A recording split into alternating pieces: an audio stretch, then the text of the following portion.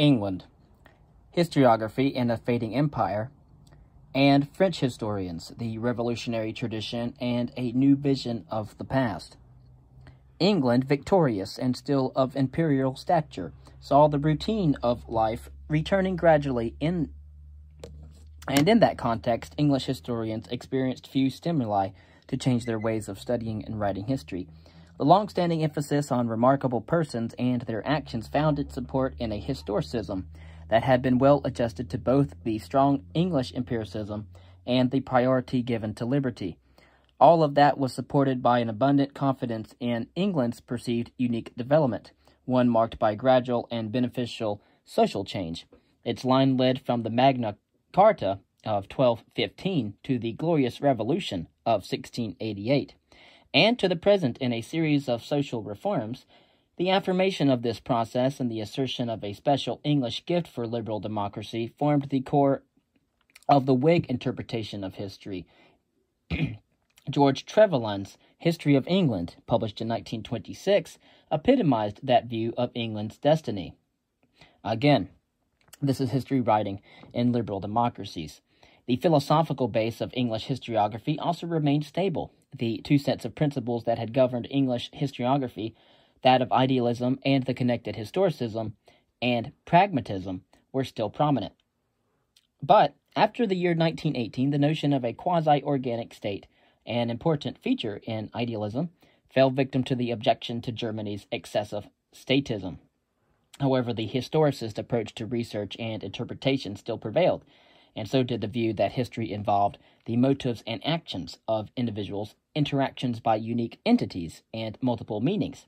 Historians must reconstruct the thoughts and actions of those who made history. A special predilection for biographies fits that view admirably. The number of those who doubted the benefit to overall historical process and politics as a rational process remained extremely small. The most effective criticisms of the Whig theory came from two dissenters. In the year 1929, Sir Lewis B. Namier published The Structure of Politics of the Accession of George III, in an attempt to demonstrate that the self-interests of individuals and groups, material circumstances, and struggles for power, but no special telos, governed historical events. And in 1931, Herbert Butterfield's The Whig Interpretation of History declared both the maintenance and discernment of a rigorous straight-line history to be beyond human capacity. Even the realization of a social history that dealt with large-scale forces and structures came in an English version. Although a strong empiricism governed English social and economic history, the ethical aspect was hardly ever absent.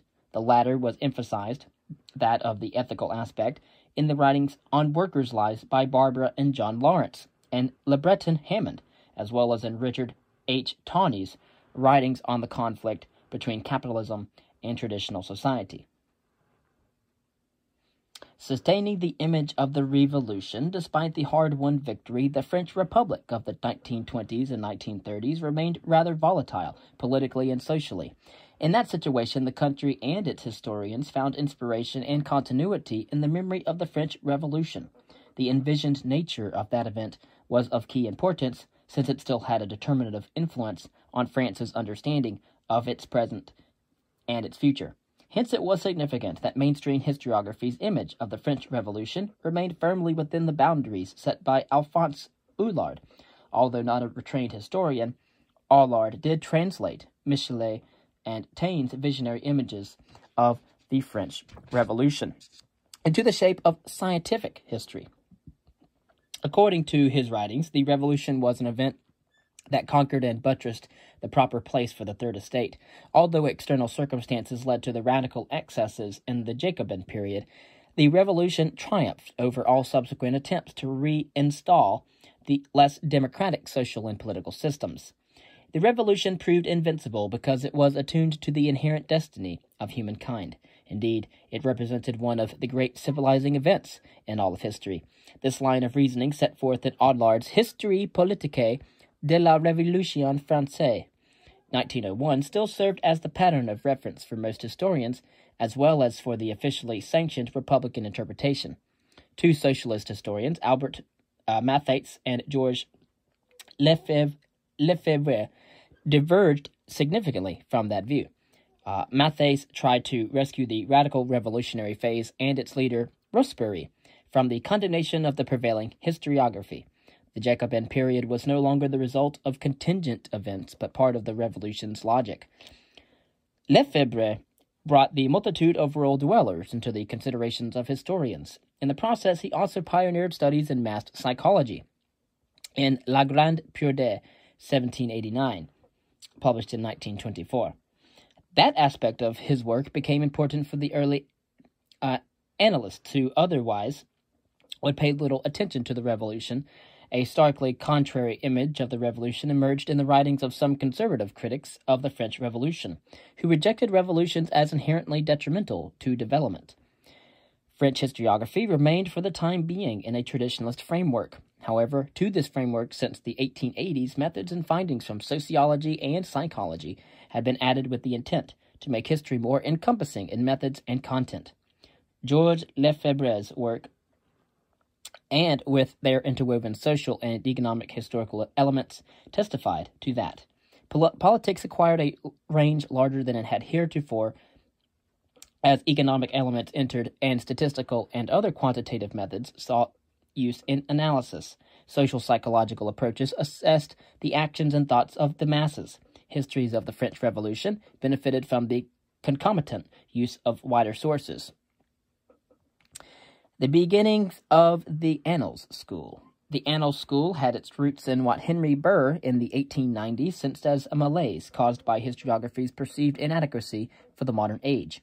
That age seemed to call for a science-like discipline that would favor generalizations over the relating of individual events and lives, encompass all of life, not just the affairs and men of state, and explain or give meaning without recourse to transcendent philosophical or theological elements.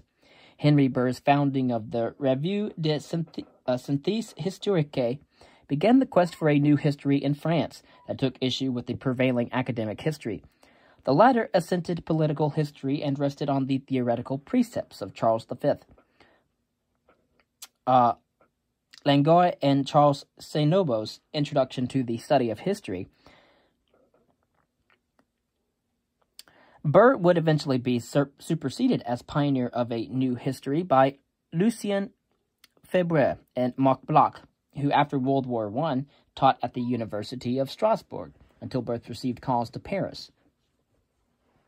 Febvre to the Collège de France, 1933. Bloch to Sorbonne, 1936.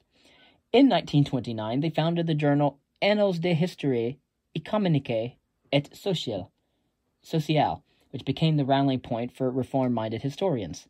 Bloch and Febvre rejected what would be called the history événementielle, event-oriented history, because its narrative, with a primarily political content, failed to grasp the fullness of human reality, and thereby endangered the position of history among the disciplines studying human life. The public would see here a handful of antiquarians who, for the sake of a love, unwrap the dead gods, the sociologists, economists, publicists, the only inquirers into life. Febvre also knew what needed to be done. History must cease to appear as the sleeping necropolis haunted solely by shadowy schemes. The labor for a total history required a wide repertoire of interests and methods. Historians must invite their comrades and brothers in the social sciences to work together in the proper spirit. Down with all barriers and labels. Once the disciplines worked together, all scholars would soon acknowledge the importance of time, that the study of human life must be historical. History, when emphasizing the general structures of life, would once more stand at the core of all inquiry, one richer and broader than ever before. The much wider scope, complex content, and varied structure of the total history necessitated a new methodology. There the maxim had to be, man cannot be carved into slices. He is a whole. One must not divide all of history. Here the events, there the beliefs. Yet despite their unabashed revisionism, they were not particularly active in the field of the theory of history. While a member of the French resistance, Marc Bloch did write a book on the historian's craft.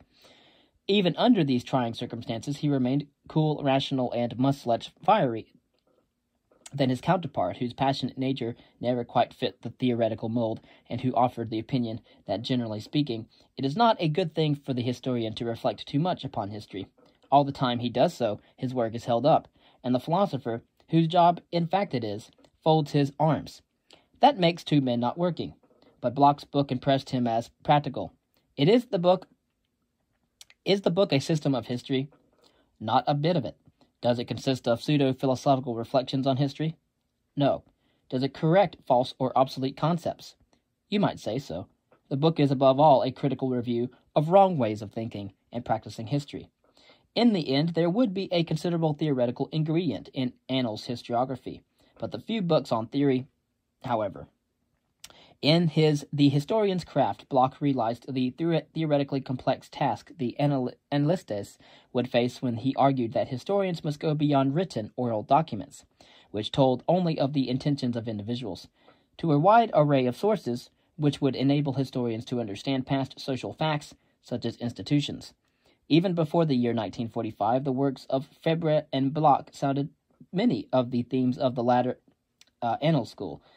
Fabre demonstrated an approach to total history in his Philippe II et al. Franche-Comté, 1911, the value of the geographical accent in his La Terre et l'évolution humaine, 1922, and the importance of psychological explanations in Un Destin, Martin Luther, 1928, and The Problem of Unbelief in the 16th Century, published in 1942.